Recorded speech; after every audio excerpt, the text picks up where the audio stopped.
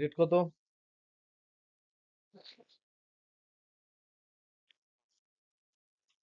5 তারিখ, 5/3/25। ওকে, আজকে আমরা পড়বো শুধু ভিনের সূত্র, জাস্ট বিবৃতিটা পড়বো,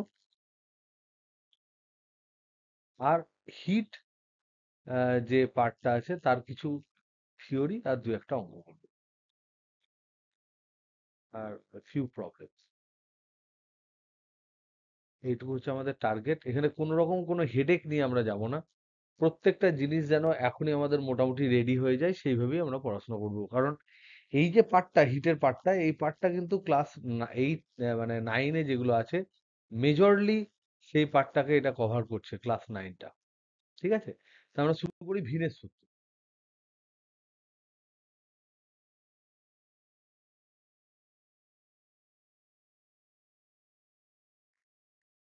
এটাকে বলা হয় ওয়াইন্স ডিসপ্লেসমেন্ট ল।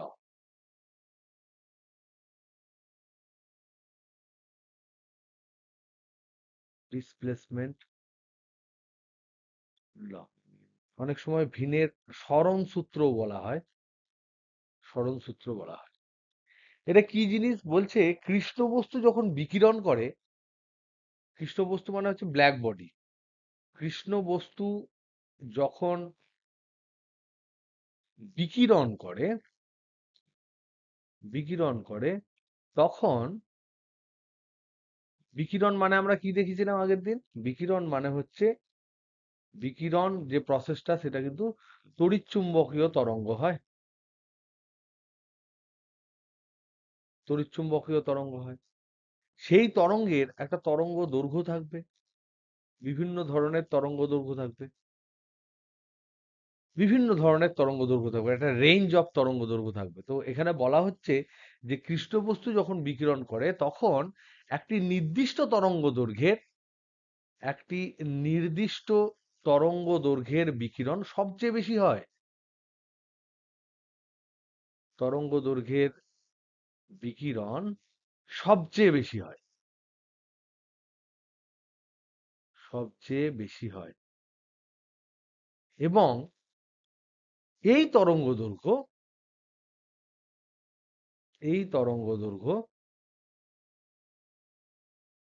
কৃষ্ণ বস্তুর উষ্ণতার সাথে, কৃষ্ণ বস্তুর উষ্ণতার সাথে ব্যস্তানুপাতে পরিবর্তিত হয়। এইটুকু হচ্ছে সূত্র, বাস। ব্যস্তানুপাতে পরিবর্তিত হয়।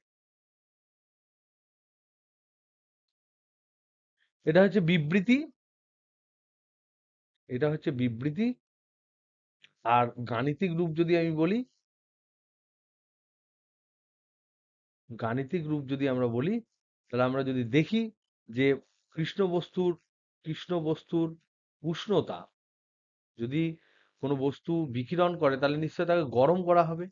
সেই কৃষ্ণ বস্তুর উষ্ণতা পরম স্কেলে, এই যে উষ্ণতা টুষ্ণতা যা থাকবে সব কিন্তু পরম স্কেলে থাকবে, সব কিন্তু পরম স্কেলে থাকবে। ঠিক আছে?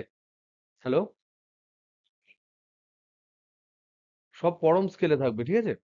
তো কৃষ্ণ বস্তুর উষ্ণতা ধরলাম টি কেলভিন। ওকে? আর এখান থেকে যে বিকিরণ যেটা হচ্ছে, সেই বিকিরণের আহ, তরঙ্গ দৈর্ঘ্য যেটা,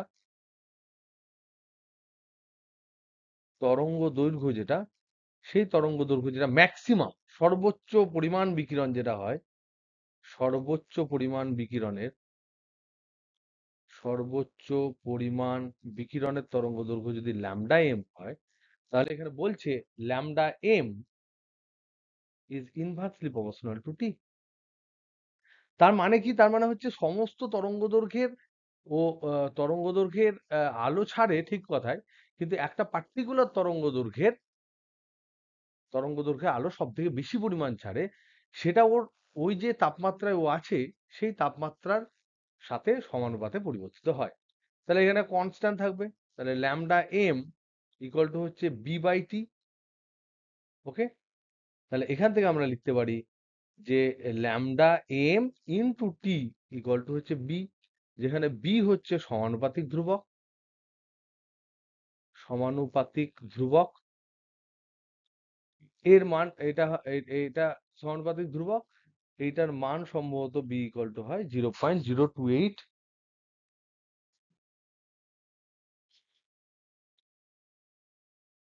0.0029 মিটার কেলভিন। এটা হচ্ছে মিটার, এটা কেলভিন, ঠিক আছে, মিটার কেলভিন হয়। তাহলে এবার আমরা ল্যামডা এম আর টি এর যদি গ্রাফ করি, ল্যামডা এম আর টি এর যদি আমি গ্রাফ করি, তাহলে কিরকম পাবো বলো?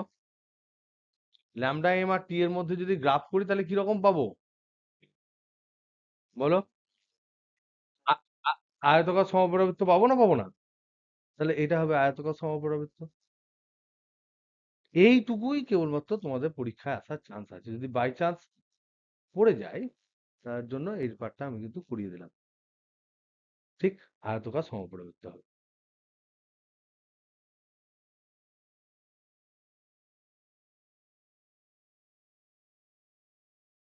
ওকে, তো এই পার্টটা থাক। এবারে যদি এটা যদি বাই চান্স গ্রাফ গ্রাফ করতে বলে, গ্রাফিক্যালি যদি এটাকে প্রুভ করতে বলে, এটা জাস্ট এক্সেস আমি একটু বলছি যে বিকিরণের যে প্যাটার্নটা হয়, এদিকে যদি আমি ধরি আহ তীব্রতা, নির্দিষ্ট নির্দিষ্ট তরঙ্গ দৈর্ঘ্যের, নির্দিষ্ট তরঙ্গ দৈর্ঘ্যের বিকিরণ প্রাবল্য যদি এই অক্ষতে আমি রাখি, আর এই দিকে যদি আমরা দেখি তরঙ্গ দৈর্ঘ্য ল্যামডা, তাহলে এটা দেখতে হয় যে একটা নির্দিষ্ট তরঙ্গ দৈর্ঘ্যের তো ম্যাক্সিমাম হয়। তো এটা দেখা যায় এরকম করে গিয়ে এরকম একটা হয়, এদিক দিয়ে নেমে যায়।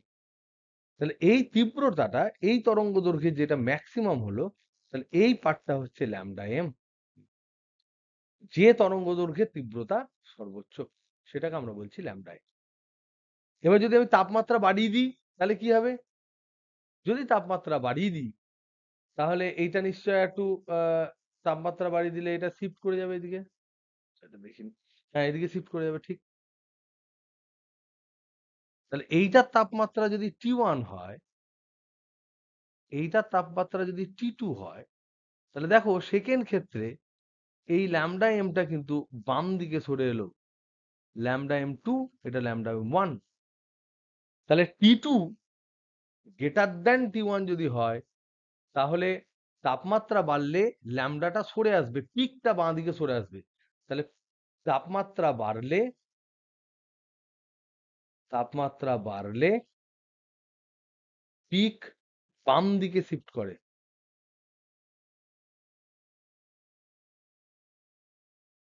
এবার যদি বলো ফিজিক্স কি, যদি জিজ্ঞেস করো, তাহলে আমরা বলতে পারি যে তাপমাত্রা যদি বাড়ে, টি বাড়লে বেশি উষ্ণ হবে, আর বেশি উষ্ণ হলে বেশি শক্তির তড়িৎচুম্বকীয় তরঙ্গ নির্গমন করবে, তরঙ্গ নির্গমন হবে। তাহলে বেশি শক্তি মানে কি? বেশি শক্তি মানে কম, বেশি শক্তি মানে কি? কম তরঙ্গ দৈর্ঘ্য। আমরা জানি আলোর ক্ষেত্রে ই ইকুয়াল টু হয় এইচ নিউ। তাহলে যদি শক্তি বেশি হয় কম্পাঙ্ক বাড়বে, কম্পাঙ্ক যদি বাড়ে তাহলে তরঙ্গ দৈর্ঘ্য কমবে। তাহলে শক্তি যদি বেশি হয়, ই যদি বেশি হয়, তার মানে হচ্ছে কম্পাঙ্ক বাড়বে, আর কম্পাঙ্ক যদি বেশি হয় তাহলে ল্যামডাটা কমে যাবে। এইটা হচ্ছে তোমার ওয়েন্স ডিসপ্লেসমেন্ট লয় ঠান্ডা।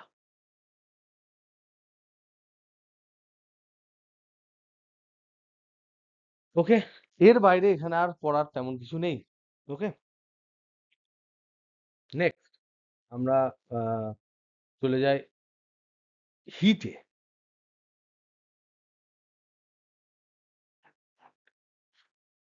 হিটে বলার আগে আমরা এখানে দেখব যে হিটের কতগুলো টপিক আছে। একটা হচ্ছে হিট দিলে হিট প্রদানে ডাইমেনশন বাড়ে, ডাইমেনশন বাড়ে। ডাইমেনশনের মধ্যে কি কি আছে? যাদের দৈর্ঘ্য আছে তাদের দৈর্ঘ্য বাড়বে, যাদের আ- আ- মানে ক্ষেত্রফল আছে তাদের ক্ষেত্রফল বাড়বে, যাদের আয়তন আছে তাদের আয়তন বাড়বে। আয়তন প্রায় সবারই আছে। তাহলে এই দৈর্ঘ্য, ক্ষেত্রফল, আয়তন এই তিনটে জিনিসই আছে কার ক্ষেত্রে? কার ক্ষেত্রে এই তিনটে জিনিসই আছে? দৈর্ঘ্যও আছে, ক্ষেত্রফলও আছে, আয়তন আছে। এই তিনটেই আছে কঠিন পদার্থের ক্ষেত্রে। তাহলে কঠিন পদার্থের এদের সবকিছু আছে। তাহলে কঠিন পদার্থের ক্ষেত্রে তিনটেই বিদ্যমান। তাহলে তিনটে যদি থাকে তাহলে তাপ প্রদানে এর দৈর্ঘ্যও বাড়বে, দৈর্ঘ্য বাড়বে, এর ক্ষেত্রফল বাড়বে, ক্ষেত্রফল বাড়বে, এর আয়তনও বাড়বে। ঠিক। তরল আর গ্যাসের ক্ষেত্রে, তরল এবং গ্যাসের ক্ষেত্রে, গ্যাসের ক্ষেত্রে সিম্পল ব্যাপার হচ্ছে এই দুজনের ক্ষেত্রে কেবল আয়তন আছে, কেবল নির্দিষ্ট আয়তন আছে। নির্দিষ্ট হোক অনির্দিষ্ট হোক একটা আয়তনের কনসেপ্ট আছে। তরলের ক্ষেত্রে নির্দিষ্ট আয়তন আছে, গ্যাসের ক্ষেত্রে পাত্রের আয়তনটা গ্যাসের আয়তন হিসেবে হয়, আমরা এটা জানি। তাহলে আয়তন আছে, যদি আয়তন থাকে তাহলে এদের ক্ষেত্রে কেবলমাত্র আয়তন প্রসারণ গুণাঙ্ক হবে, আয়তন প্রসারণ হবে তাপ প্রদানে। এবার তরল আর গ্যাসের ক্ষেত্রে তফাৎ কি?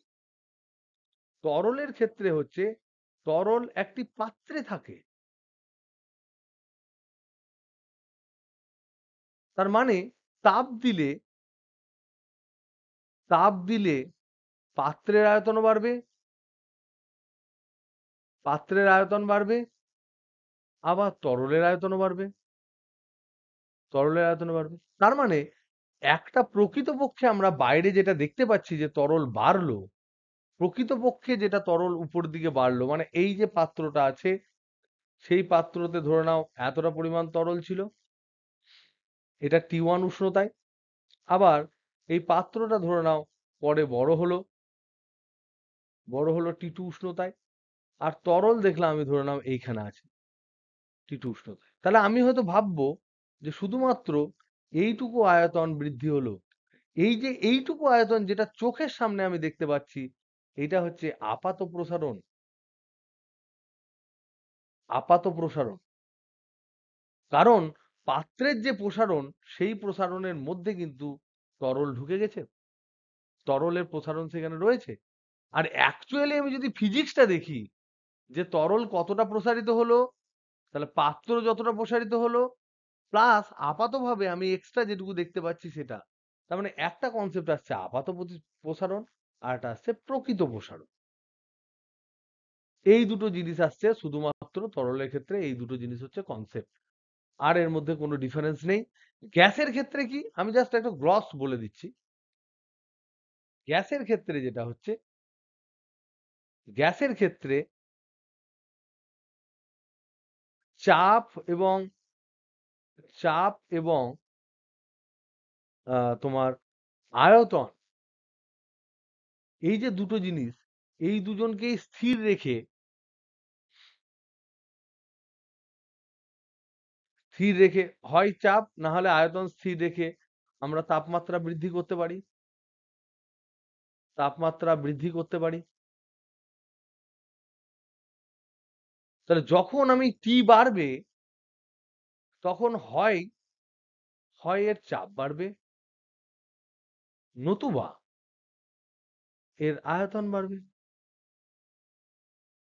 যদি আমি আয়তন ফিক্স রাখি, আয়তন যদি ফিক্স রাখা হয়, আর যদি চাপ ফিক্স থাকে, আমি যদি চাপটা একই রকম রাখি তাহলে আয়তন বেড়ে যাবে, আয়তন যদি ফিক্স রাখি তাহলে চাপ বেড়ে যাবে। আমরা জানি যে গ্যাসের ক্ষেত্রে সূত্র হচ্ছে PV equal to N into R into T. So এটা কিন্তু সব সময় আদর্শ গ্যাসের জন্য কিন্তু প্রযোজ্য। তার সাথে সাথে আমরা গ্যাসের গতিতত্ত্বে আমরা বিভিন্ন সূত্র পড়েছি, চার্লসের সূত্র, বয়েলসের সূত্র, চাপের সূত্র, সেই সমস্ত সূত্র কিন্তু এখানে রয়েছে।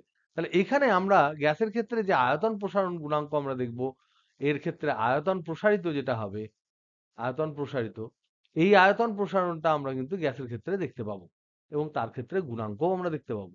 শুধু আয়তন প্রসারণ নয়, চাপ প্রসারণও আমরা দেখতে পারি যদি আয়তন ফিক্স থাকে। গ্যাসের ক্ষেত্রে এই হচ্ছে দুটো কনসেপ্ট। এইটুকু যেটুকু বললাম সেটুকু কি সবারই বোঝা গেল? হ্যালো, হ্যালো, হ্যালো, হ্যালো, বোঝা গেল তো? দাঁড়াও 1 মিনিট একটু ওয়েট করো, আমার দুটো ফোন ফোন আসছে, আমি 1 মিনিট। তাহলে ওই যে চ্যাপ্টার আমাদের কাছে যেটা প্রকাণ্ড বিশাল একটা চ্যাপ্টার, বিশাল ধরো 30-40 পাতা 50 পাতার করে যে চ্যাপ্টারটা, সেটা বেসিক্যালি তেমন কিচ্ছু না। সেখানে একই ধরনের একই প্যাটার্নের কিছু সূত্র আছে, আর সেই সূত্রগুলো আমরা ব্যবহার করব কিভাবে সেটা আমাদের জানতে হবে। ফার্স্ট আমরা যদি দেখি কঠিন পদার্থের প্রসারণ যদি আমরা দেখি খুব সিম্পলি, তাহলে বাদবাকি পদার্থের প্রসারণগুলো আমাদের কাছে খুব ইজি হয়ে যাবে। কঠিন পদার্থের প্রসারণটা 3টে প্রসারণ আমাদেরকে কনসিডার করতে হবে, কারণ কঠিনের দৈর্ঘ্য, ক্ষেত্রফল, আয়তন 3ই আছে। তাহলে আমাদের প্রথমে দৈর্ঘ্য প্রসারণ দেখতে হবে। তো দৈর্ঘ্য প্রসারণের যে সূত্র সেটা তোমরা ছোটবেলায় করেছো। মনে করি যে T equal to T zero উষ্ণতায় এর যদি দৈর্ঘ্য হয় এল জিরো, এটা হচ্ছে at T zero degree centigrade উষ্ণতায় বা 0 ডিগ্রি সেন্টিগ্রেড উষ্ণতায় যদি এল জিরো হয়, আর টি ডিগ্রি সেন্টিগ্রেড উষ্ণতায় দৈর্ঘ্য বাড়বে। এল যদি হয় অ্যাট টি ডিগ্রি সেন্টিগ্রেড উষ্ণতা, তাহলে এখানে উষ্ণতা বৃদ্ধি কত হলো? উষ্ণতা বৃদ্ধি কত হলো? 0 ডিগ্রি থেকে টি ডিগ্রি, তাহলে সমান হচ্ছে টি ডিগ্রি সেন্টিগ্রেড। দৈর্ঘ্য বৃদ্ধি কত হলো? এই উষ্ণতা বৃদ্ধিতে দৈর্ঘ্য বৃদ্ধি কত হলো? দৈর্ঘ্য একদম এল মাইনাস এল জিরো। এর প্রাথমিক দৈর্ঘ্য এই যে এল জিরো, এটা হচ্ছে প্রাথমিক দৈর্ঘ্য। প্রাথমিক দৈর্ঘ্য কত? প্রাথমিক দৈর্ঘ্য সমান হচ্ছে এল জিরো।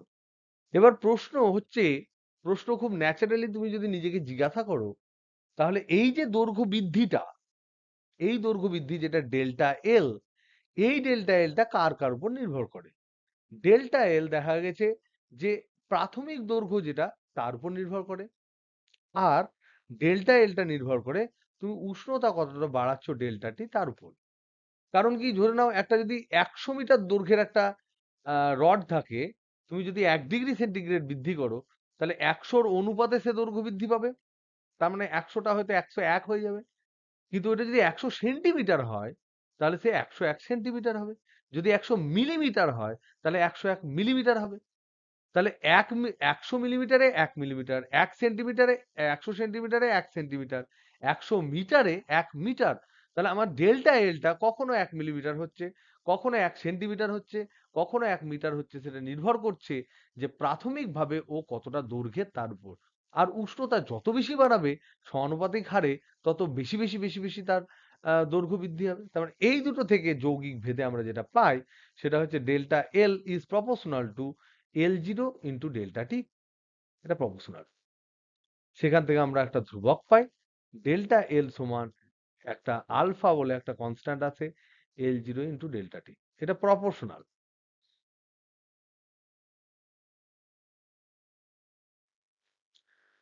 তাহলে ডেল্টা এল আবার হচ্ছে তোমার এল মাইনাস এল জিরো সমান হচ্ছে alpha into L zero into delta T.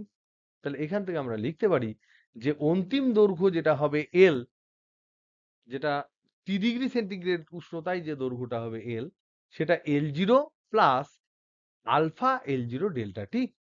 কারণ আমি এখানে পাচ্ছি এল সমান L zero into L zero plus alpha L zero into delta T. মানে এল জিরো যদি কমন নিই তাহলে পাবো 1 plus alpha delta T. So এইটা হচ্ছে অন্তিম দৈর্ঘ্য টি ডিগ্রি সেন্টিগ্রেড উষ্ণতায় দৈর্ঘ্য। তো এই যে আলফা, এই আলফাটাকে বলা হয়, এটা হচ্ছে প্রপোর্শনাল কনস্ট্যান্ট।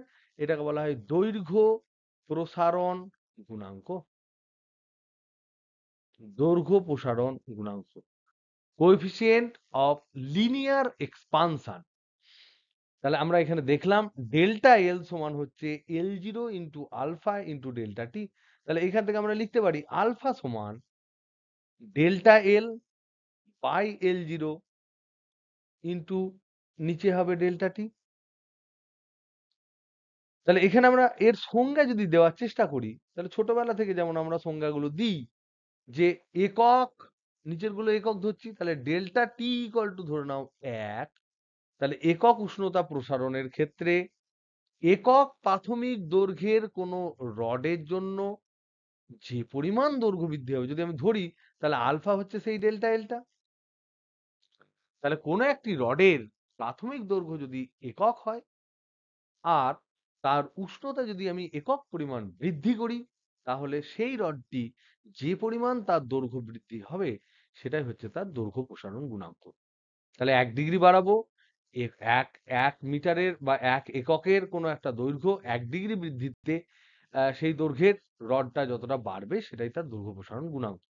তাহলে এই জিনিসটা থেকে আমরা যদি সংজ্ঞা দিই, তাহলে এটা সংজ্ঞা পেলাম। তাহলে একক দৈর্ঘ্যের কোনো রডের বা পদার্থের পদার্থের উষ্ণতা একক পরিমাণ বৃদ্ধি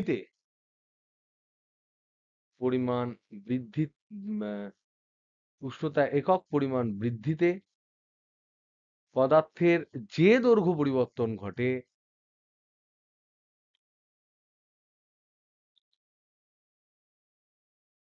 পরিবর্তন হয় তাকেই বলা হয় আলফা। আচ্ছা, এগুলো কি সত্যিই তোমরা 9 এ পড়েছো নাকি আমি এমনি এমনি বলছি? আমি অবশ্য 9 বহুদিন দেখিনি 9 এর সিলেবাস। তোমাদের কি এগুলো 9 এ হয়নি? এই delta L equal to L zero alpha T? ও ক্লাস 10 এ, তাহলে তো ভালোভাবেই তৈরি থাকবে নিশ্চয়। এনিওয়ে, তাহলে কঠিন পদার্থের এই ফর্মুলাটা আমরা ইউজ করব বেশিরভাগ ক্ষেত্রে। এটা হচ্ছে ফর্মুলা নাম্বার 1, 1 নাম্বার ফর্মুলা। এরপর কঠিন পদার্থের হচ্ছে ক্ষেত্রফল প্রসারণ। এক্ষেত্রেও সেই একই ফান্ডা।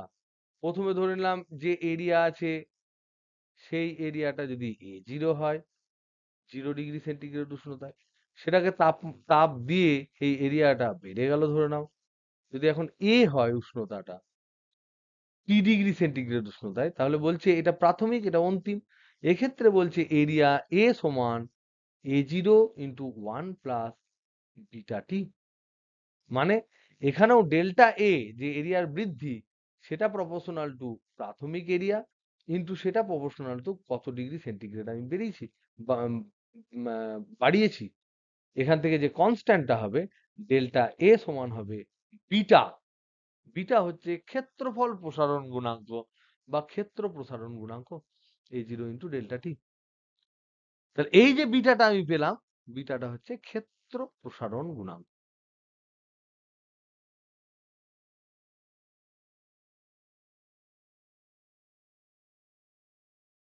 সিমিলারলি আমি যদি দেখি আয়তন, কঠিন পদার্থের আয়তন প্রসারণের কথা যদি আমরা দেখি,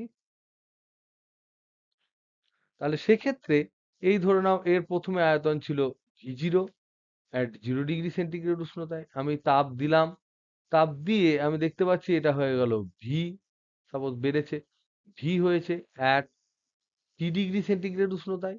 তাহলে এক্ষেত্রে বলছে ডেল্টা V, যেটা আয়তনের পরিবর্তন, সেটা প্রাথমিক আয়তনের সাথে প্রপোর্শনাল, আর কতটা পরিমাণ তুমি উষ্ণতা বৃদ্ধি করেছো তাদের দুজনের গুণফলের সাথে সমানুপাতিক। তাহলে এখানে একটা কনস্ট্যান্ট আসবে, এই কনস্ট্যান্টটা ডেল্টা ভি সমান হচ্ছে gamma V0 into alpha T, delta alpha, delta T. এই যে গামা, এই গামাকে বলা হয় আয়তন প্রসারণ গুণাঙ্ক। আয়তন প্রসারণ গুণাঙ্ক। তাহলে পরীক্ষায় পড়বে কি? পরীক্ষায় কি এগুলো সংজ্ঞা জিজ্ঞেস করবে? অ্যান্সার হচ্ছে না। এই তিনটে জিনিস যদি সঠিকভাবে তুমি লিখতে পারো, তাহলে এখান থেকে তোমার সত্যি করেই কোনো জিনিস আটকাবে না। তাহলে কি কি করলাম তাহলে আমরা এখানে? এখানে আমরা দেখলাম একটা আলফা পেলাম, একটা বিটা পেলাম, একটা গামা পেলাম। আলফা সমান আমি জানি এটা হচ্ছে দৈর্ঘ্য প্রসারণ গুণাঙ্ক, দৈর্ঘ্য প্রসারণ গুণাঙ্ক।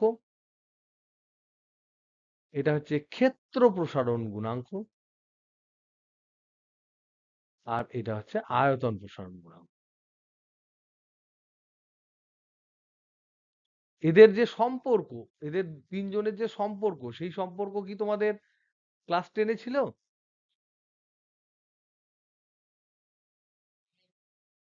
কি সম্পর্ক ছিল এদের?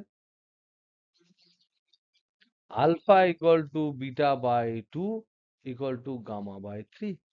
এই সম্পর্কের শর্ত কি জানো? কোন শর্তে হয়?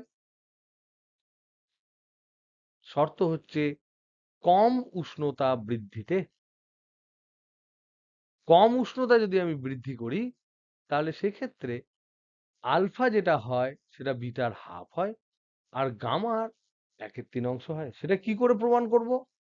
এটা প্রমাণ করার জন্য আমরা একটা ইউনিট কিউব নেব, বা এ বাহু বিশিষ্ট একটি ঘনক নেব।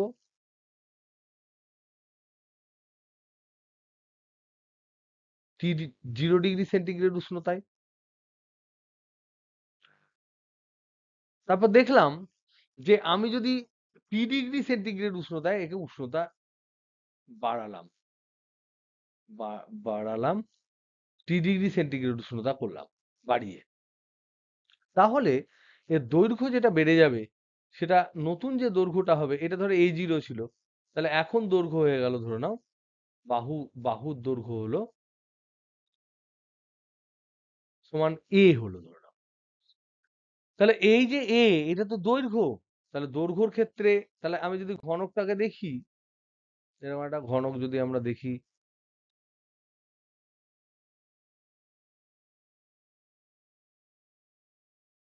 এই ঘনকের বাহুর দৈর্ঘ্য হচ্ছে a0 এরকম ছিল 0 ডিগ্রি সেন্টিগ্রেড উষ্ণতায়।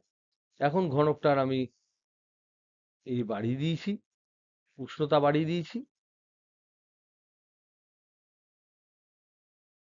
তাই এর দৈর্ঘ্যগুলো বেড়ে গেছে। বেড়ে গিয়ে কি হয়েছে? এখন হয়েছে এ হয়েছে টি ডিগ্রি সেন্টিগ্রেড উষ্ণতা। আর এর আলফা, এই যে পদার্থটা, তার আলফা হচ্ছে দৈর্ঘ্য প্রসারণ গুণাঙ্ক, বিটা হচ্ছে ক্ষেত্রফল প্রসারণ গুণাঙ্ক, গামা হচ্ছে আয়তন প্রসারণ গুণাঙ্ক। তাহলে আমি এখানে লিখতে পারি এ হচ্ছে দৈর্ঘ্য হয়ে গেল a0 থেকে। তাহলে আমি লিখতে পারি এ সমান, দৈর্ঘ্য দিক দিয়ে আমি লিখতে পারি এ সমান a0 ইন্টু 1 প্লাস, কি লিখবো, কি টি, আলফা না বিটা? দৈর্ঘ্য যদি প্রসারণ হয় তাহলে আলফা লিখবো, আলফা, আলফা ইন্টু টি, টি ডিগ্রি সেন্টিগ্রেড। এখানে টি কিন্তু বড় নয়, খুব বড় নয়। টি খুব বড় নয়, তখনই কিন্তু কেবলমাত্র এই সূত্রটা লিখতে পারি। কিন্তু এই যে সম্পর্কটা যেটা স্থাপন করছি, সেটা কিন্তু মিলবে না। দেখো ক্ষেত্রফলের ক্ষেত্রে আমরা কি লিখতে পারি? ক্ষেত্রফলের ক্ষেত্রে নতুন ক্ষেত্রফল সমান হচ্ছে আগেকার ক্ষেত্রফল ইন্টু 1 প্লাস বিটা টি। আয়তনের ক্ষেত্রে আমরা কি লিখতে পারি? বর্তমান আয়তন সমান আগের আয়তন ইন্টু 1 প্লাস গামা টি, যেমন পাতি ফর্মুলা। কিন্তু এটা যেহেতু ঘনক, তাই আমরা এই যে এরিয়া, আগেকার আর পরেকার, তাদের মধ্যে আমি রিলেশন স্থাপন করতে পারি যে এখনকার যে এরিয়া, সেটা হচ্ছে এখনকার বাহুর স্কোয়ার, আগেকার যে এরিয়া, সেটা আগেকার বাহুর স্কোয়ার। সেটা লিখতে পারি না, পারি না? এটা হচ্ছে সমীকরণ 1, সমীকরণ 2, সমীকরণ 3। সায়দা, এগুলো কি 10 এ হয়েছিল না কি হয়নি? হয়েছিল। তারা এগুলো ইজি, এই প্রমাণও পড়তে পারে কিন্তু পরীক্ষার সময়। তাহলে 2 নাম্বার সমীকরণে আমি বসাচ্ছি এটা, বসালে আমি যেটা পাবো, সেটা দেখতে পাচ্ছি a সমান a0 ইন্টু 1 প্লাস বিটা টি, যেটা পেলাম, সেখানে a এর জায়গায় আমি লিখছি a স্কোয়ার সমান a0 square into 1 plus beta T. এবার a মানে আবার আমরা জানি 1 নাম্বার সমীকরণ থেকে a0 ইন্টু 1 প্লাস আলফা টি। তাহলে এটা স্কোয়ার লিখি, তাহলে এইটা সমান হচ্ছে a0 ইন্টু 1 প্লাস আলফা টি এর হোল স্কোয়ার সমান a0 square into 1 plus beta T. এবার এখান থেকে a0 square into 1 plus alpha T whole square সমান a0 square into 1 plus beta T. দেখো a0 স্কোয়ার a0 স্কোয়ার কেটে দাও, পাচ্ছি কি? এখানে পাচ্ছি 1 plus 2ab square plus 2ab plus B square সমান হচ্ছে 1 প্লাস বিটা টি। এবার এই যে এইটাকে আমরা নগণ্য বা নেগলেক্ট করব, সেটা তখনই আমি নেগলেক্ট করতে পারবো যদি টি খুব বেশি না হয়, খুব বেশি না হয়। যদি খুব বেশি হয়ে যায়, আলফার মান মোটামুটি 10⁻³ 10⁻⁻4 10⁻⁻5 এই অর্ডারের হয়। এবার টেম্পারেচার ধরে নাও তুমি 4000 5000 ডিগ্রি সেন্টিগ্রেড বাড়িয়ে দিলে, তাহলে তো এটা তো সিগনিফিক্যান্ট অ্যামাউন্ট হবে, তখন তুমি নেগলেক্ট করতে পারবে না। তো এটা তখনই তুমি নেগলেক্ট করতে পারো যখন টিটা হচ্ছে খুব কম বা খুব বেশি না হয়। তাহলে বিটা 1 প্লাস বিটা টি, এটাকে নগণ্য বললাম, তাহলে আমি 1 প্লাস বিটা টি সমান 1 প্লাস 2 আলফা টি। তাহলে 1 প্লাস বিটা টি সমান 1 প্লাস 2 আলফা টি। সেখান থেকে আমরা লিখতে পারি 1 1 কেটে গেল, বিটা সমান 2 আলফা। তাহলে এখান থেকে আমরা লিখতে পারি alpha equal to beta by 2। Similarly আয়তন দিয়ে যেটা আমরা করেছি, অনুরূপ ভাবে আমরা V equal to V zero into 1 plus gamma T যেটা আছে, এখানে আমরা লিখতে পারি এটা এ কিউব, এটা হচ্ছে A zero cube into 1 plus gamma T. A cube যেটা, সেটাকে আমরা লিখতে পারি A zero into 1 plus alpha T তার হোল কিউব সমান A zero cube into 1 plus gamma T. এবার এখান থেকে এই এ জিরো কিউব আর এটা এটা কিউব হলে এখানে এ জিরো কিউব হয়ে যাবে, এটা কেটে যাবে। তাহলে এটা কিউব আছে বলে, তার মানে এখান থেকে 1 প্লাস এ প্লাস বি এর হোল কিউব, তাহলে A plus 3ab plus 3ab square plus B cube সমান হচ্ছে 1 প্লাস গামা টি। যেহেতু এই আলফা টালফা এগুলো টিটা খুব বেশি নয়, তার জন্য এটাকে আমরা নগণ্য ধরলাম। নগণ্য ধরলে আমরা যেটা পাবো সেটা হচ্ছে 1 প্লাস 3 আলফা টি সমান 1 প্লাস গামা টি। তাহলে গামা ইকুয়াল টু পাবো 3 আলফা, আলফা ইকুয়াল টু পাবো গামা বাই 3। এই প্রমাণটা তোমাদের পরীক্ষায় পড়তে পারে। আর কি পড়তে পারে এখানে? আর একটা শর্ট কোশ্চেন পড়তে পারে। শর্ট কোশ্চেন ধরে নাও দিল, বল। খুব ইজি হবে, একদম তাই। ডেরিভেটিভ দিয়ে আরো ইজি হবে। এটা ডেরিভেটিভ দিলে করলে তো খুবই ইজি হবে। দেখো delta L equal to L zero into alpha T যদি আমি করি, আলফা ডেল্টা টি যদি আমি করি, এটা যদি ডেরিভেটিভ ধরি, তাহলে dL equal to L zero into alpha dT. তাহলে এখান থেকে আমরা লিখতে পারি ডিএল বাই ডিটি ইন্টু এটাকে এল ধরলাম, তাহলে 1 বাই এল, এটা সমান হচ্ছে আলফা। এইটা হচ্ছে ডেরিভেটিভ রূপ। সেরকম করলে ফটাফট ফটাফট হয়ে যাবে। তো যেমন ভাবে করবে তেমন ভাবে তোমরা করতে পারো। নেক্সট দেখো, শর্ট কোশ্চেন হচ্ছে, বলছে আলফা এর একক কি হবে। এখানে দেখতে পাচ্ছ আলফার একক কি হবে। দেখো এখানে এল আছে, এই এল আছে, কেটে যাবে। তাহলে টি আছে, এই টিটা কি গো, সময় না তাপমাত্রা? এই টিটা সময় না তাপমাত্রা? তাপমাত্রা বৃদ্ধি করেছি না সময়ের বৃদ্ধি করেছি? তাপমাত্রা। তাহলে এর একক হবে ডিগ্রি সেন্টিগ্রেড টু দি পাওয়ার -1 বা ডিগ্রি ফারেনহাইট টু দি পাওয়ার -1। এটাকে অনেকে আবার লেখে পার ডিগ্রি সেন্টিগ্রেড বা অনেকে লেখে পার ডিগ্রি ফারেনহাইট। ঠিক? এইটা কি প্রশ্নে পড়বে? অ্যান্সার হচ্ছে না। প্রশ্নে এবার যেটা কোশ্চেন দিচ্ছি সেটা পড়ার চান্স আছে।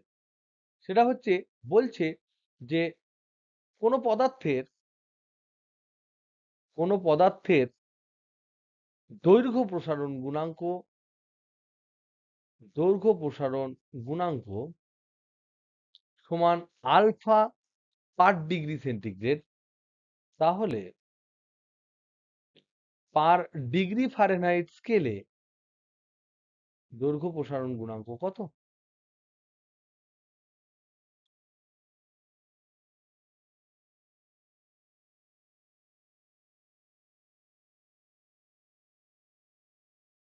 আমরা জানি c/5 সমান f-32/9। আবার আমরা এইটা জানি ডাইরেক্ট স্কেলের জন্য। আর যদি ডেরিভেটিভ করে দিই আমি, ডেরিভেটিভ, তাহলে এটাকে লিখতে পারি c/5 সমান f/9 -32/9। এবার ডেরিভেটিভ করলে ডেল্টা c/5 সমান ডেল্টা f/9 এটা কনস্ট্যান্ট বলে এটা 0 হয়ে যাবে। তার মানে সেন্টিগ্রেডের সেন্টিগ্রেডের 1 মানে ফারেনহাইটের 9 এর 5, ফারেনহাইটের 1 মানে সেন্টিগ্রেডের 5 এর 9। সেটা আমাদের বোঝা কিন্তু খুব দরকার। তার মানে এই যে সেন্টিগ্রেডের ব্যবধান, এটা যদি 1 ডিগ্রি সেন্টিগ্রেড হয়, ফারেনহাইটের ব্যবধান কিন্তু একটু ছোট। এটা 1 ডিগ্রি ফারেনহাইট হবে। তাহলে দেখো, কারোর দৈর্ঘ্য প্রসারণ হয়েছে 1 ডিগ্রি সেন্টিগ্রেডে, এতটা 1 ডিগ্রি ফারেনহাইটে তার দৈর্ঘ্য কি বেশি প্রসারিত হবে না কম প্রসারিত হবে? নিজেকে জিজ্ঞাসা করো। পার ডিগ্রি সেন্টিগ্রেডে তার দৈর্ঘ্য বেড়েছে একটা পদার্থের আলফা, তাহলে পার ডিগ্রি ফারেনহাইটে তার দৈর্ঘ্য বেশি প্রসারিত হবে না কম হবে? আমি এখানে দেখতে পেলাম যে ডিগ্রি সেন্টিগ্রেড যেটা সেটা বড়, বেশি, বেশি উষ্ণতা। ডিগ্রি ফারেনহাইট যেটা 1 ডিগ্রি ফারেনহাইট সেটা কম উষ্ণতা। তাহলে কোন ক্ষেত্রে আমি বেশি প্রসারণ দেখতে পাবো? যদি তোমার তাপমাত্রা 1 ডিগ্রি সেন্টিগ্রেড বাড়িয়ে দিই আর তোমার তাপমাত্রা 1 ডিগ্রি ফারেনহাইট বাড়িয়ে দিই, কোন ক্ষেত্রে তুমি যদি ধাতব পাত হও তাহলে কোন ক্ষেত্রে তোমার দৈর্ঘ্য বেশি বৃদ্ধি পাবে? ডিগ্রি সেন্টিগ্রেডের ক্ষেত্রে অবশ্যই। কারণ সেন্টিগ্রেড বড়, কত বড়? 1 ডিগ্রি সেন্টিগ্রেড সমান হচ্ছে 9 এর 5 ডিগ্রি ফারেনহাইট। তাহলে ডিগ্রি ফারেনহাইটে পার ডিগ্রি ফারেনহাইটে এর দৈর্ঘ্য প্রসারণ কম হবে ডিগ্রি সেন্টিগ্রেডের তুলনায়। তাহলে এখানে হবে আলফা ইন্টু 5 এর 9 হবে পার ডিগ্রি ফারেনহাইট। এইটা হবে আলফা এফ। ফারেনহাইট স্কেলের যে আলফা দৈর্ঘ্য প্রসারণ গুণাঙ্ক সেটা কম হবে, কারণ ফারেনহাইট স্কেলের যে পার্ট, 1 ডিগ্রির যে অ্যাকচুয়াল পার্ট, সেটা ডিগ্রি সেন্টিগ্রেডের 1 ডিগ্রির চেয়ে অ্যাকচুয়ালি ওটা কম। যদি উল্টোটা দেয়, এটা কি আমি বোঝাতে পারলাম? একটু আওয়াজ করো। Hello, hello, hello, hello.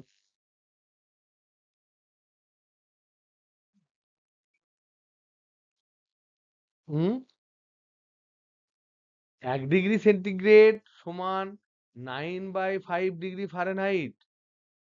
তাহলে 1 ডিগ্রি সেন্টিগ্রেড বাড়িয়ে তার দৈর্ঘ্য বেড়েছে আলফা। তাহলে 1 ডিগ্রি ফারেনহাইট বাড়িয়ে কত দৈর্ঘ্য বাড়বে? তাহলে এটাকে আমি ভালো করে বোঝাই, দাঁড়াও আরেকবার। এটা খুব গন্ডগোল হয়। পদার্থটির একক দৈর্ঘ্যে, পেতে লিখছি, হ্যাঁ, একক দৈর্ঘ্যের জন্য 1 ডিগ্রি সেন্টিগ্রেড উষ্ণতা বৃদ্ধিতে দৈর্ঘ্য বাড়ে আলফা। অতএব অতএব তোমার 1 ডিগ্রি মানে কত ফারেনহাইট? 1 ডিগ্রি মানে কত ফারেনহাইট? 1 ডিগ্রি সেন্টিগ্রেড সমান, এটা মানো না মানো না? ব্যবধান যেটা বলছি, এইটার যে ডিগ্রি সেন্টিগ্রেডের যে ব্যবধান, এটা যদি ফারেনহাইট হয়, ডিগ্রি সেন্টিগ্রেড তো বড়। আরে এগুলো জানিস না? এগুলো জানিস না? এগুলো তোমাদের ছিল না কোনোদিন? আমি তো ভাবতাম এগুলো তোমরা জানো। না, 1 ডিগ্রি সেন্টিগ্রেড ফারেনহাইট C/5 সমান F-32। আমি তো মনে হয় ক্লাস 5 এ না 4 এ কবে পড়েছিলাম। এগুলো পড়িসনি? Hello, hello, hello, hello. কোনটা 5 এর 9 হবে? 1 ডিগ্রি সেন্টিগ্রেড সমান 9 এর 5 ডিগ্রি ফারেনহাইট। এটা কি তোমরা মানছো না মানছো না বলো?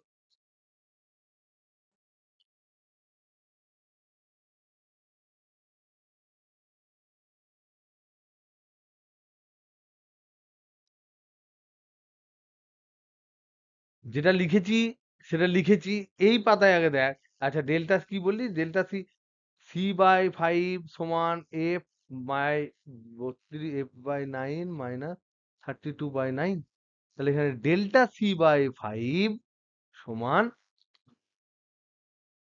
Delta F by 9। তাহলে এখানে ডেল্টা সি সমান 5/9 ডেল্টা এফ। এবার প্রশ্ন হচ্ছে 1 ডিগ্রি সেন্টিগ্রেড সমান কত ফারেনহাইট? তাহলে উল্টো করে দেখতে হবে। 1 ডিগ্রি ফারেনহাইট সমান কত সেন্টিগ্রেড? এখানে দেখতে হবে। তুমি এইটা কি জানো যে জল কত ডিগ্রি সেন্টিগ্রেড উষ্ণতায় সেন্টিগ্রেড স্কেলে জমে? ঊর্ধ্ব স্থিরাঙ্ক, নিম্ন স্থিরাঙ্ক এগুলো কি জানা আছে?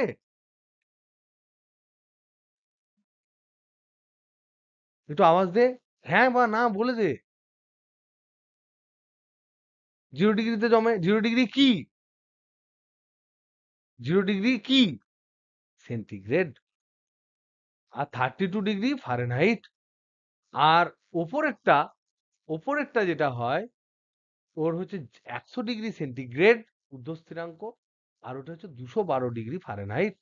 তাহলে এখানে এই যে তফাৎটা, এই যে তফাৎ ঊর্ধ্ব আর নিম্ন স্থিরাঙ্কের যে তফাৎ, সেটা তো উভয় ক্ষেত্রেই সমান। এটা তো এটা তো বরফ জমা, এটা হচ্ছে জল স্ফুটন। তাহলে কেস তো দুক্ষেত্রেই অ্যাকচুয়ালি তাপমাত্রার ডিফারেন্স সমান, কিন্তু আমি আলাদা স্কেল নিয়েছি। এটাকে আমি 100 ভাগ করেছি, আর এটাকে আমি 180 ভাগ করেছি। এই 100 ভাগের 1 ভাগকে, প্রতি ভাগকে আমি বলছি, প্রতি ভাগ যেটা, সেটাকে আমি বলেছি 1 ডিগ্রি সেন্টিগ্রেড। আর 180 ভাগের প্রতি ভাগকে আমি বলেছি 1 ডিগ্রি ফারেনহাইট। তাহলে তুমি এবার বলো কোনটা বড়? 1 ডিগ্রি সেন্টিগ্রেডের যে ভাগগুলো সেগুলো বড়, না 1 ডিগ্রি ফারেনহাইটের ভাগগুলো বড়? সেই জন্য এই ছবিটা এঁকেছি দেখো। সেন্টিগ্রেড এত বড়, ফারেনহাইট এতটুকু। কতটা? 1 ডিগ্রি সেন্টিগ্রেডের যে ভাগ, সেটা সেন্টিগ্রেডের চেয়ে 9/5 গুণ বড়। তবেই তো 180/100 হবে। বোঝা গেল?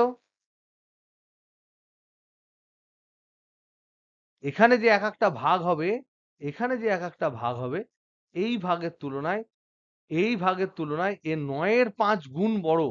তবেই তো 100 ভাগ হয়েছে। তাহলে আমি দেখো এখানে প্রশ্নটা কি ছিল? প্রশ্ন ছিল সেন্টিগ্রেড পার সেন্টিগ্রেড, পার ডিগ্রি সেন্টিগ্রেডে কোনো পদার্থের দৈর্ঘ্য প্রসারণ গুণাঙ্ক হচ্ছে আলফা। পার ডিগ্রি ফারেনহাইটে কত? তাহলে পার ডিগ্রি মানে কি?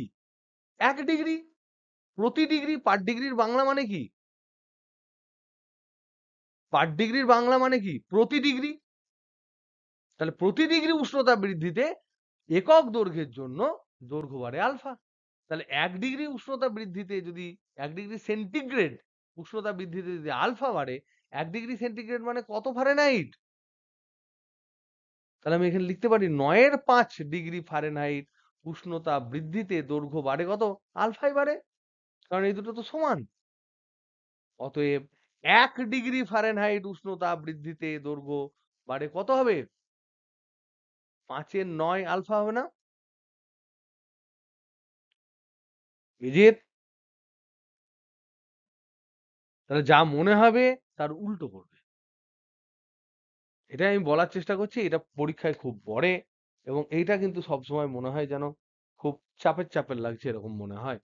তাহলে যদি তোমাকে জিজ্ঞেস করে যে পদার্থের পদার্থের পার ডিগ্রি সেন্টিগ্রেড স্কেলে পার ডিগ্রি সেন্টিগ্রেড স্কেলে তোমার দৈর্ঘ্য প্রসারণ গুণাঙ্ক সমান, ধরো বললো আলফা সি। ওই পদার্থের পার ডিগ্রি ফারেনহাইট স্কেলে দৈর্ঘ্য প্রসারণ গুণাঙ্ক আলফা এফ। তাহলে এবার প্রশ্ন হচ্ছে আলফা এফ বড়, না আলফা সি বড়?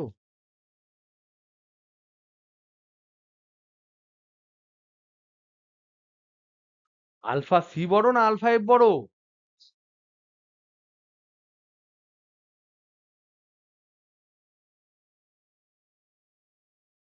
কেন?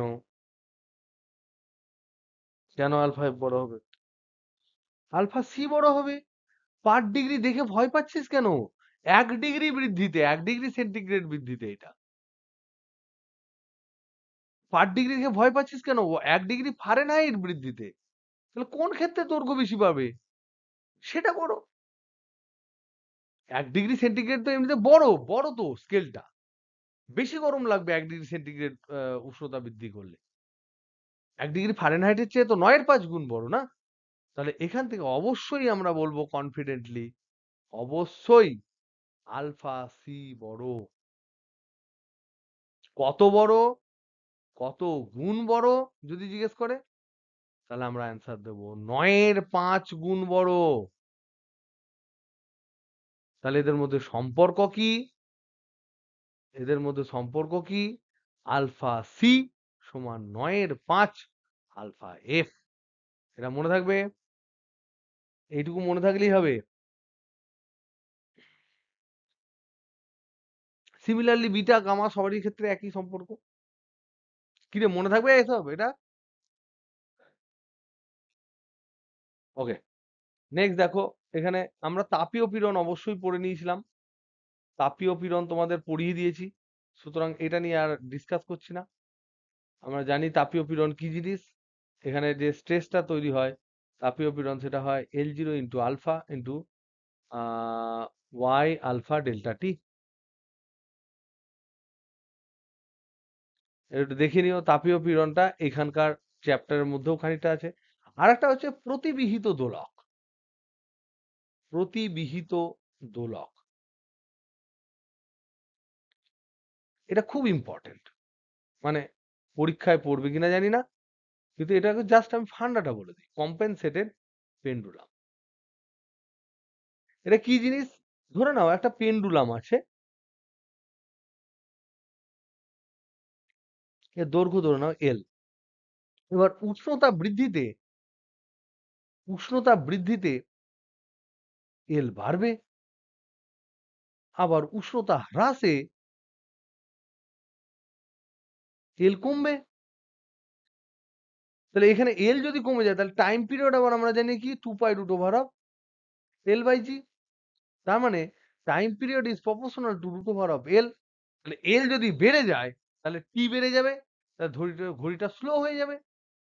তাহলে এখানে এল বাড়বে মানে টি বাড়বে, তার মানে হয়ে যাবে ঘড়ি হয়ে যাবে স্লো। আবার এখানে এল কমবে মানে টি কমবে, তার মানে ঘড়ি হয়ে যাবে ফাস্ট। তাহলে এই যে ঝামেলা, উষ্ণতা বৃদ্ধিতে কার্যকরী দৈর্ঘ্য যেটা, কার্যকরী দৈর্ঘ্য যেটা, সেটা উষ্ণতা বৃদ্ধিতে কমে বা বাড়ে। তার ফলে পর্যায়কাল কমে বা বাড়ে। তার ফলে ঘড়ি ফাস্ট হয় বা স্লো হয়। তাহলে এগুলো তো মুশকিল। পরীক্ষার হলে যাওয়ার আগে যদি তোর খুব গরম পড়ে যায়, তাহলে তো গন্ডগোল। গরম পড়ে গেলে ভালো নাকি, স্লো হয়ে যাবে। গরম পড়ে গেলে ভালো। আবার ধর প্রচুর ঠান্ডা পড়ে গেছে, বরফ পড়ে গেল, সেদিন দেখলি 3 ঘন্টা পরীক্ষা 1 ঘন্টায় শেষ হয়ে গেল, এরকম হয়ে যেতেই পারে। তখন প্যালপিটেশন বাড়বে। তো সেই জন্য যেটা করা হয় সেটা হচ্ছে প্রতিবিহিত দোলক তৈরি করা হয়। কিরকম? বলছে কার্যকরী দৈর্ঘ্য একই রাখবো, কিন্তু দেখতে জিনিসটা এরকম হবে। তাহলে এখানে সমস্যা কি দাঁড়ালো? তাহলে সিম্পল পেন্ডুলামে সমস্যা দাঁড়ালো, সিম্পল পেন্ডুলাম যেটা, তাতে সমস্যা একটাই হলো, সেটা হচ্ছে উষ্ণতা হ্রাস বা বৃদ্ধিতে তোমার ঘড়ি ফাস্ট অর স্লো হয়ে যায়। This is problem. এইটাকে করার জন্য একটা ওয়ে আউট বার করা হলো, একটা রাস্তা খুঁজে বার করা হলো। সেটা কি? বলছে কার্যকরী দৈর্ঘ্য একই রাখবো। কার্যকরী দৈর্ঘ্য সব সময়, সব সময় একই রাখতে হবে। এটা হচ্ছে ফান্ডা। একই রাখার একটা ব্যবস্থা করা হলো। কিভাবে করা হলো? বলছে এইদিকে একটা আলাদা পদার্থ নিলাম, আর ধরুন কোনো একটা পদার্থ, আর এইদিকে একটা অন্য পদার্থ নিলাম, নিয়ে পেন্ডুলামটা এখানে ঝুলিয়ে দিলাম। তাহলে কার্যকরী দৈর্ঘ্য কোনটা? এইটা হচ্ছে তোমার কার্যকরী দৈর্ঘ্য।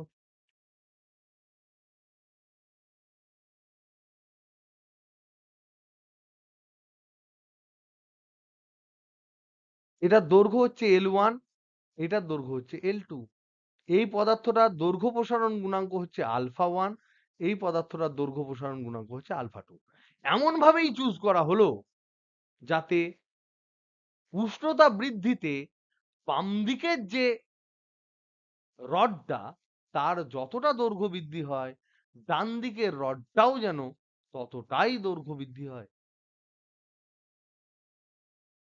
বা হ্রাসের ক্ষেত্রে উষ্ণতা যখন কমে যাবে তখন বাম দিকটা যতটা সংকুচিত হবে ডান দিকটাও যেন ততটাই সংকুচিত হয়।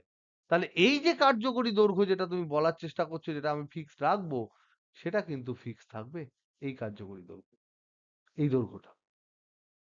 এ কি বোঝা গেল ঠান্ডাটা?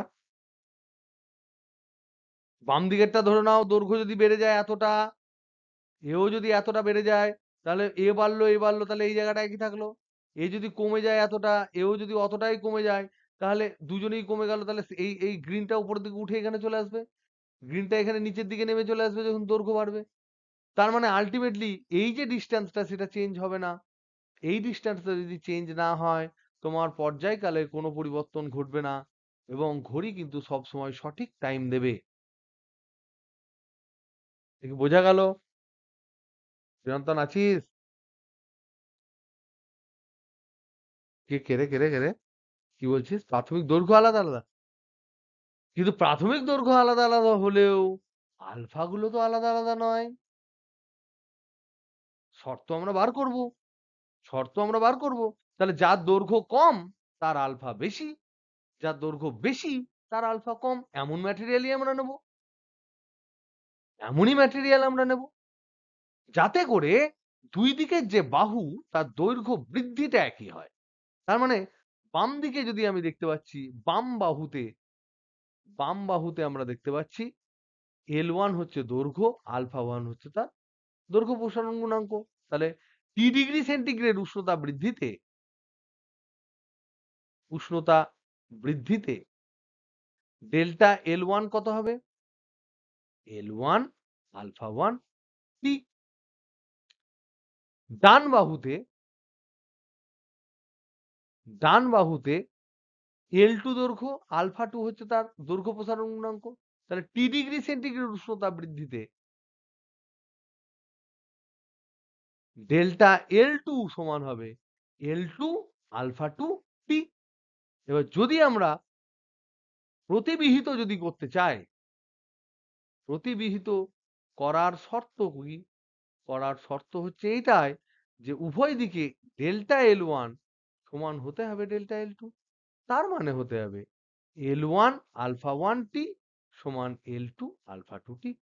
তাহলে টি কেটে গেল, তাহলে হয়ে গেল L1 α1 ইকুয়াল টু L2 α2। তার মানে কি হলো? তার মানে দেখা গেল L1 বাই L2 সমান α2 বাই α1। এটা কখন আসে গো? L1 বাই L2 সমান α2 বাই α1 কখন আসে?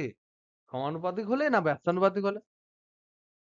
এল তার মানে তারা ব্যস্তানুপাতিক পরিবর্তিত হয়। তার মানে তার মানে হচ্ছে এই দৈর্ঘ্যটা আমরা এমনই চুজ করব যে L is proportional to 1 by alpha। তাহলে তার দৈর্ঘ্য প্রসারণ গুণাঙ্কের ব্যস্তানুপাতিক নেব।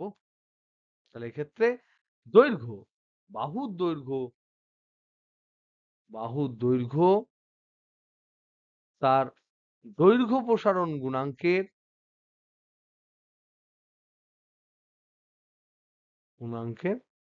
ব্যস্তানুপাতিক।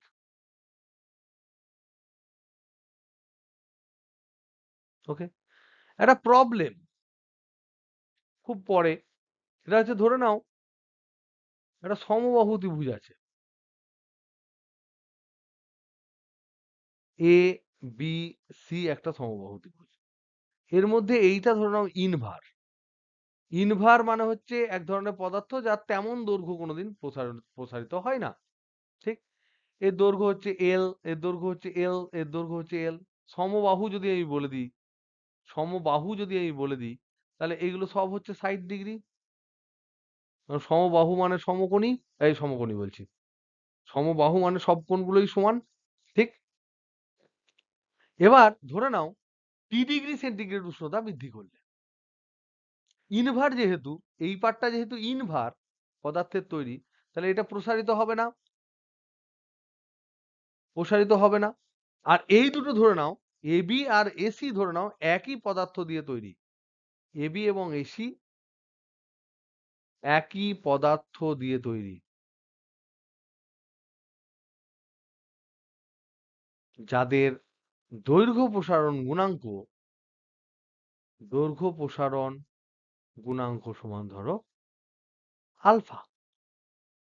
তাহলে দেখতে কেমন হবে? এই দিকটা সমান থাকবে, এই দৈর্ঘ্যগুলো বেড়ে যাবে, তাহলে দেখতে কেমন হবে গো? সমবাহুটা কেমন হবে? সমবাহুটা কিসে পরিবর্তিত হবে? Very good.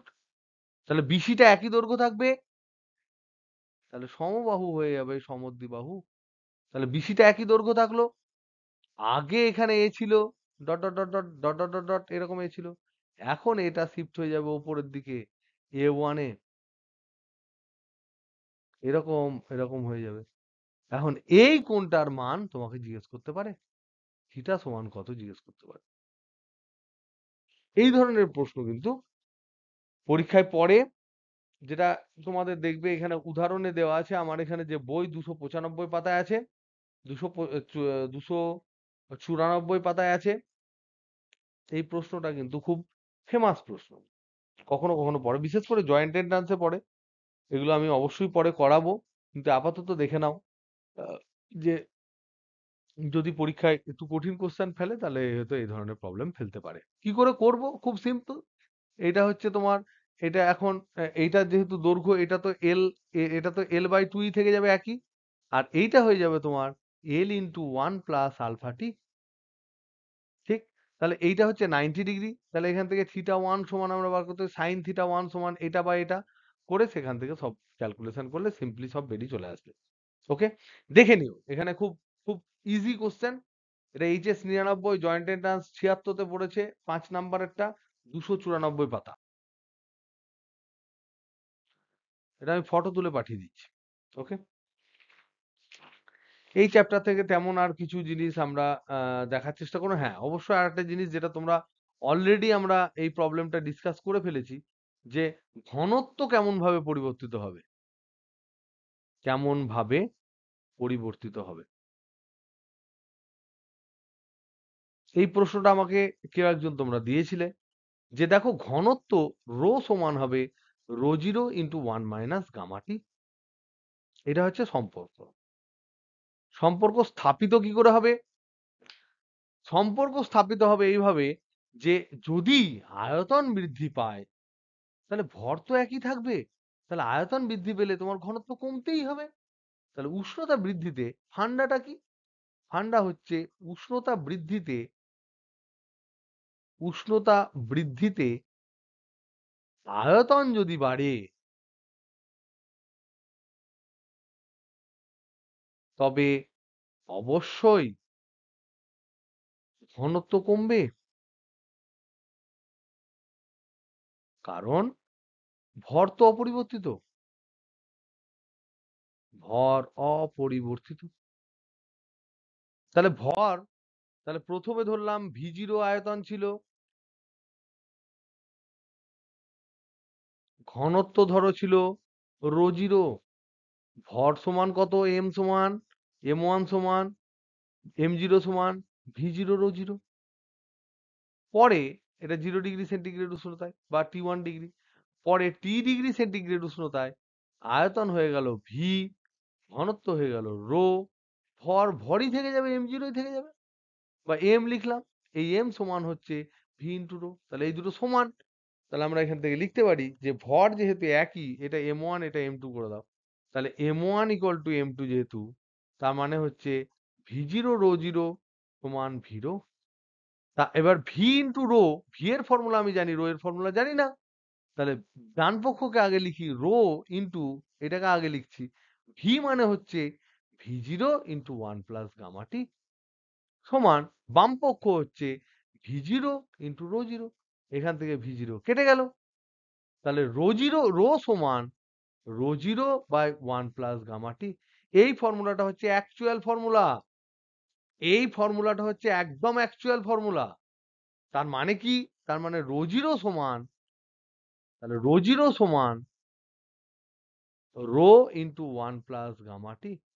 সম্ভবত প্রিয়ন্তন তুই এই প্রশ্নটা আমাকে একবার দিয়েছিলিস যে স্যার এইদিকে রো জিরো কেন? এখানে কি কোনো গন্ডগোল আছে? না, এটা অ্যাবসলিউটলি কারেক্ট। ঘনত্বের ক্ষেত্রে এরকম হবে। কিন্তু যদি আমরা আমাদের চেহারার মতো লিখতে চাই যে রো সমান কত, rho zero by 1 plus gamma T যদি করতে চাই, তখন আমরা rho zero into 1 plus gamma T to the power minus 1 করি, নিয়ে দ্বিপদ উপপাদ্য অনুযায়ী যদি প্রসারণ করি, এটাকে এক্সপানশন করি, তাহলে তখন আমরা ফার্স্ট টার্ম যদি শুধু নিই, তাহলে 1 মাইনাস গামা টি নেব। বাদ বাকি এগুলোকে আমরা নগণ্য হিসেবে ধরবো। কখন? যখন টি কম। গামা তো এমনিই কম যখন টি কম। তখন এটা নগণ্য করলে আসবে তোমার rho equal to rho zero into 1 minus gamma T. তারপরে তোমাদের সেই ডেরিভেটিভ করে যেটা তোমরা প্রমাণ করেছো সেটা আসছে। বিজিত আমাকে প্রমাণ করতে দিয়েছিলে এটা, মনে আছে? মনে নাই? তাহলে তুমি দাওনি। এইটা নিয়ে এখান থেকে ডি রো ডিটি যদি করো, তাহলে কি আসবে? এটা প্রথমটা ডেরিভেটিভ আসবে, এটা সমান কি rho zero minus rho zero into gamma T. তাহলে এটা কনস্ট্যান্ট জিরো মাইনাস টি এর সাপেক্ষে করলে রো জিরো ইন্টু গামা আসবে। তাহলে minus rho zero into gamma সমান ডি রো ডিটি। তাহলে গামা সমান minus 1 by rho zero into d rho dT. This is, আমার সব মনে থাকে, বুঝলা? তরল পদার্থের প্রসারণ আর গ্যাসের প্রসারণ, সেগুলো বেশিরভাগই তোমার দেখবে চাপের সূত্র, অমুক সূত্র, তমুক সূত্র। গ্যাসের ক্ষেত্রে একটা ইম্পর্টেন্ট জিনিস হচ্ছে গ্যাসের প্রসারণ যেটা, সেখানে মজা হচ্ছে দুটো ফর্মুলা আছে। V equal to V zero into 1 plus gamma T যেটা আমরা নিচ্ছি, আর চাপের এটা আয়তনের সূত্র, আর একটা চাপের সূত্র আছে P equal to P zero into 1 plus gamma T. এবার গ্যাসের ক্ষেত্রে এই গামা লেখার সময় না এটা কনস্ট্যান্ট লাগে, গামা পি। কারণ যখন আয়তন বাড়ছে তখন চাপ কনস্ট্যান্ট, যখন চাপ বাড়ছে তখন আয়তন আয়তন কনস্ট্যান্ট। এবং দেখা গেছে আমাদের চার্লসের সূত্র যদি আমরা ব্যবহার করি, চার্লসের সূত্র অনুযায়ী আমরা কি দেখেছি? V equal to V zero into 1 plus T by 273 দেখিনি আমরা? মনে আছে না, না ভুলে গেছো?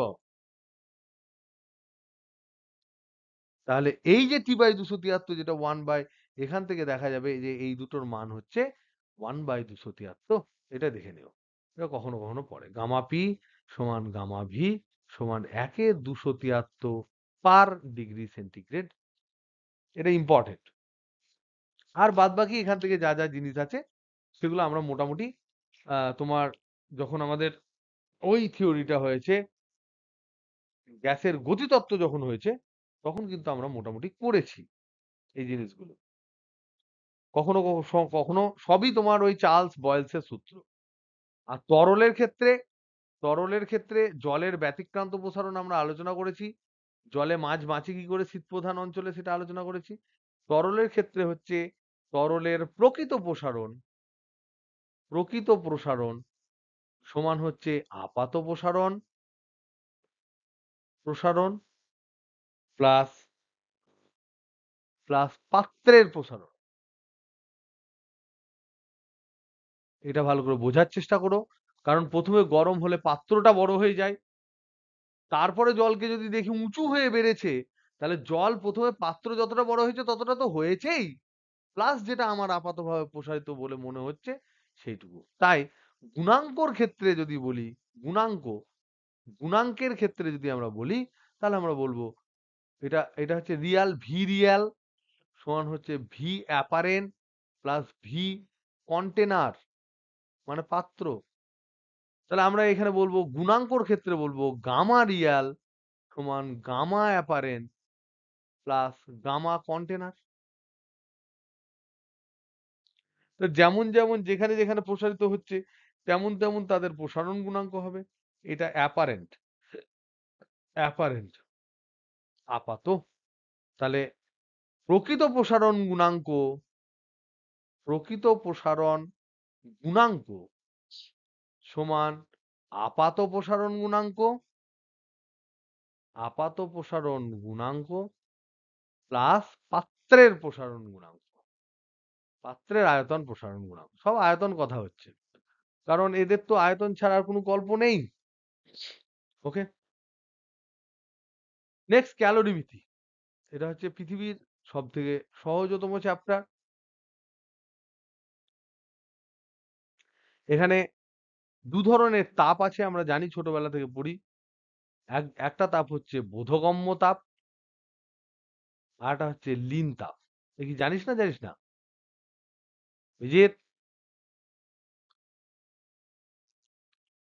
তাহলে এই যে কিউ আমরা যেটা বলছি সেটা একটা বোধগম্য তাপ হয়, একটা লীন তাপ হয়। বোধগম্য তাপ থার্মোমিটারে ধরা পড়ে, আর লীন তাপ থার্মোমিটারে ধরা পড়ে না। এখানে অবস্থার পরিবর্তন হয়, এখানে উষ্ণতার পরিবর্তন হয়, এগুলো তোমরা জানো। এখানে উষ্ণতা কনস্ট্যান্ট থাকে, এখানে উষ্ণতা বাড়ে বা কমে, অবস্থা একই রকম হয়তো থাকতে পারে। তাহলে এইখানে ফর্মুলা হচ্ছে Q equal to M into S into delta T. এই এস কে বলা হয় আপেক্ষিক তাপ। এই যদি ফর্মুলাগুলো তোমরা সিরিয়াসলি যদি না জেনে থাকো, তাহলে I am very very much upset. এটা তোমাদের জানাটা খুব দরকার, অবশ্যই দরকার। আর লিন তাপের ক্ষেত্রে অবস্থা পরিবর্তন যখন হয়, অবস্থার পরিবর্তন যখন হয়, তখন কিন্তু উষ্ণতা বাড়ে না, কিন্তু তবুও সেই অবস্থার পরিবর্তনের জন্য কিছু পরিমাণ তাপ লাগে একক ভরের জন্য, and that is equal to m into l। l মানে হচ্ছে লিন তাপ। তাহলে লিন তাপের জন্য একটা তাপ লাগে, একটা উষ্ণতা লাগে, সরি একটা তাপের প্রয়োজন হয় কোনো একটা এম ভরের বস্তুর জন্য। আর এটা হচ্ছে উষ্ণতা বৃদ্ধির জন্যও কিন্তু আমার তাপ লাগে এম ভরের পদার্থের জন্য। তাহলে এখানে কিছু কিছু কনসেপ্ট আছে যেগুলো মানুষের জীবনে প্রচন্ড পরিমাণে চাপ দেয়। সেটা হচ্ছে তাপগ্রাহিতা এবং জলসম। তাপগ্রাহিতা হিট ক্যাপাসিটি, হিট ক্যাপাসিটি, আর এটা হচ্ছে জলসম ওয়াটার ইকুইভ্যালেন্ট, ওয়াটার ইকুইভ্যালেন্ট। এটা মানে কি? তাপগ্রাহিতা মানে হচ্ছে আর একটা হচ্ছে আপেক্ষিক তাপ। এই তিনটে জিনিস যদি তোমার ক্লিয়ার হয়, এই চ্যাপ্টারের ফান্ডা এক পাতায় কমপ্লিট। আপেক্ষিক তাপ মানে কি? একক ভরের কোনো পদার্থের উষ্ণতা 1 ডিগ্রি বৃদ্ধি করতে যে পরিমাণ তাপ লাগে। তাহলে স্পেসিফিক হিট যেটা, স্পেসিফিক হিট যেটা, স্পেসিফিক হিট, এটা হচ্ছে Q equal to M into S into delta T. তাহলে এখানে M equal to 1, delta T equal to যদি 1 করি, তাহলে সেক্ষেত্রে সেক্ষেত্রে এস সমান, এটা 1 1 বসাও, সেক্ষেত্রে এস সমান হচ্ছে এই ডেল্টা কিউ। তার মানে কি? একক ভর, ভরের উষ্ণতা আমি বাড়াবো কতটা? 1 ডিগ্রি বৃদ্ধি করতে প্রয়োজনীয় তাপ, প্রয়োজনীয় তাপ। এইটা হচ্ছে আপেক্ষিক তাপ।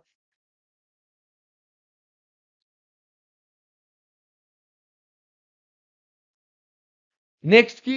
নেক্সট হচ্ছে তাপগ্রাহিতা। তাপগ্রাহিতা কাকে বলে কেউ বলতে পারবে? কোন বস্তুর উষ্ণতা তার ভর নিয়ে বলবো না, তার ভর আর 1 করব না।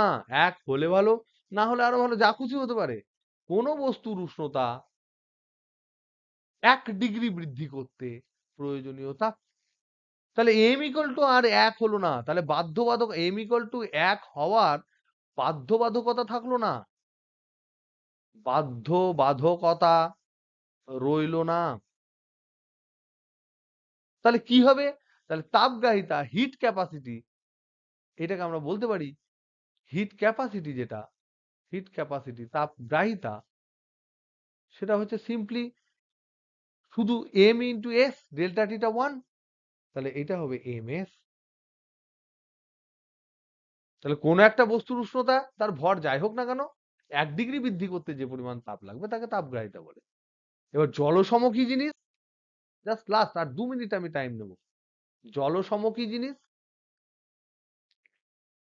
জলসম হচ্ছে কোনো বস্তুর উষ্ণতা, কোনো বস্তুর উষ্ণতা যখন বলছি তখন কিন্তু ভর 1 বলছি না, উষ্ণতা 1 ডিগ্রি বৃদ্ধি করতে যে তাপ প্রয়োজন তা দিয়ে যত পরিমাণ জলের উষ্ণতা যত পরিমাণ জলের উষ্ণতা 1 ডিগ্রি বৃদ্ধি করা যাবে তাকে ওই পদার্থের জলসম বলে। তাহলে পদার্থটাকে জলের সাথে আমি তুলনা করলাম। তাহলে বলো তো দেখি এই জলসমর একক কি হতে পারে? জলসমর একক কি হতে পারে?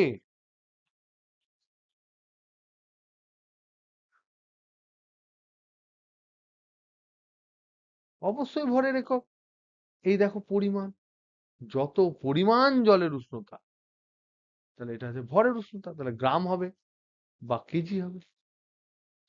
তাহলে আমি কোনো বস্তুর উষ্ণতা 1 ডিগ্রি বৃদ্ধি করব, তাতে দেখব কত হিট লাগে এমএস পরিমাণ। আর জলের ক্ষেত্রে সেটা হচ্ছে তোমার সিজিএস সিজিএস পদ্ধতির জলের আপেক্ষিক তাপ 1। তার জন্য তোমার যত পদার্থে, তাহলে সিজিএস পদ্ধতিতে মনে রাখবে, সিজিএস পদ্ধতিতে তাপগ্রাহিতা এবং জলসম এদের সাংখ্য মান সমান, কিন্তু এরা কিন্তু আলাদা রাশি, এরা সম্পূর্ণ আলাদা রাশি, সম্পূর্ণ আলাদা রাশি। মান একই কখনো কখনো হলো, ম্যাথামেটিক্স ইজ নট ফিজিক্স। মান একই হয়ে গেল বলে নাচতে লাগলাম তা করা যাবে না। তাপগ্রাহিতা মানে হচ্ছে 1 ডিগ্রি উষ্ণতা বৃদ্ধি করতে প্রয়োজনীয় তাপ। তাহলে প্রয়োজনীয় তাপ পার ডিগ্রি উষ্ণতা, এটা হচ্ছে তাপগ্রাহিতা। জলসম মানে হচ্ছে জলের ভর, সমতুল্য জলের ভর, সমতুল্য জলের ভর দুটো কমপ্লিটলি আলাদা। তো এই তাপগ্রাহিতা জলসম এগুলো নিয়ে তোমাদের প্রশ্ন করতে পারে। নেক্সট হচ্ছে ক্যালোরিমিতির মূলনীতি, এটা তোমরা সবসময় জানো। ক্যালোরিমিতির মূলনীতি, মূলনীতি হচ্ছে তাপ কোনোদিন তোমার হুশাস এদিক ওদিক পালিয়ে যাবে না।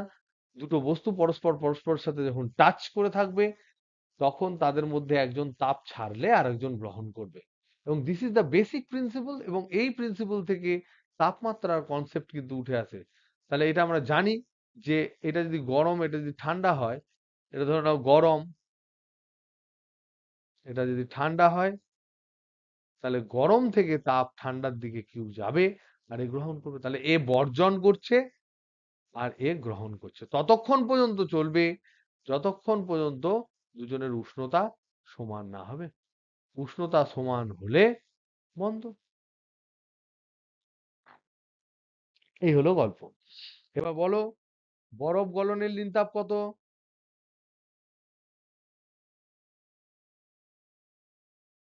বলো। 80 ক্যালোরি পার গ্রাম। 1 গ্রাম বরফ গলিয়ে 1 গ্রাম জল করতে গেলে 80 ক্যালোরি লাগে। জলের বাষ্পীভবনের লিনতাপ কত?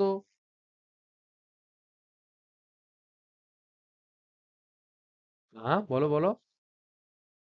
537 বা 540, ঠিক, ক্যালোরি পার গ্রাম।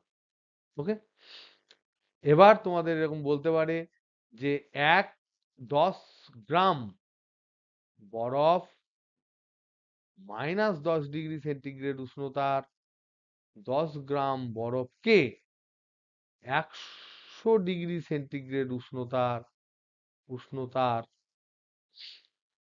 বাষ্পে পরিণত করতে বাষ্পে পরিণত করতে কত তাপ লাগবে?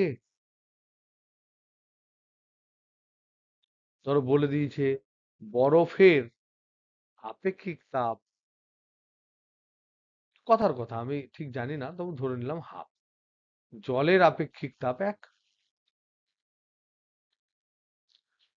তাহলে -10 ডিগ্রি সেন্টিগ্রেড উষ্ণতার 10 গ্রাম বরফকে আগে 0 ডিগ্রি সেন্টিগ্রেড উষ্ণতার 10 গ্রাম বরফ করতে হবে, তারপর 0 ডিগ্রি সেন্টিগ্রেড উষ্ণতার 10 গ্রাম বরফকে 0 ডিগ্রি সেন্টিগ্রেড উষ্ণতার 10 গ্রাম জল করতে হবে, তারপরে 0 ডিগ্রি সেন্টিগ্রেড উষ্ণতার 10 গ্রাম জলকে 100 ডিগ্রি সেন্টিগ্রেড উষ্ণতার 10 গ্রাম জল করতে হবে, তারপর 100 ডিগ্রি সেন্টিগ্রেড উষ্ণতার 10 গ্রাম জলকে 100 ডিগ্রি সেন্টিগ্রেড উষ্ণতার 10 গ্রাম বাষ্পে পরিণত করতে হবে।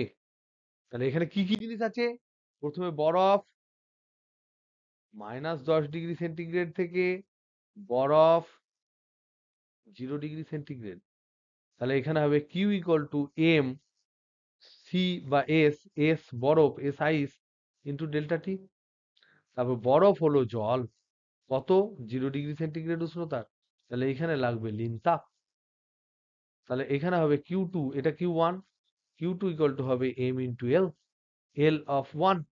তারপরে এটাকে গরম করতে করতে যাব, জল অফ জল 100 ডিগ্রি সেন্টিগ্রেড উষ্ণতা গরম হয়ে গেল।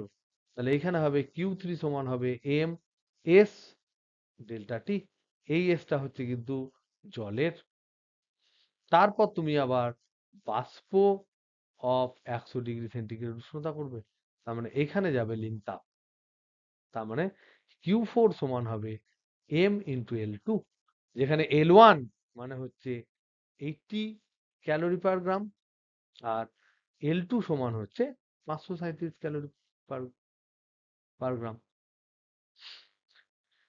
এটুকু করলে যা অ্যান্সার আসবে তাই। তো that is the major thing, যেটা আমি ডিসকাস করার চেষ্টা করেছিলাম আজকে করে। আমি খুব আনন্দ উপলব্ধি করছি এবং তোমরা হয়তো খুব রেগে থাকছো।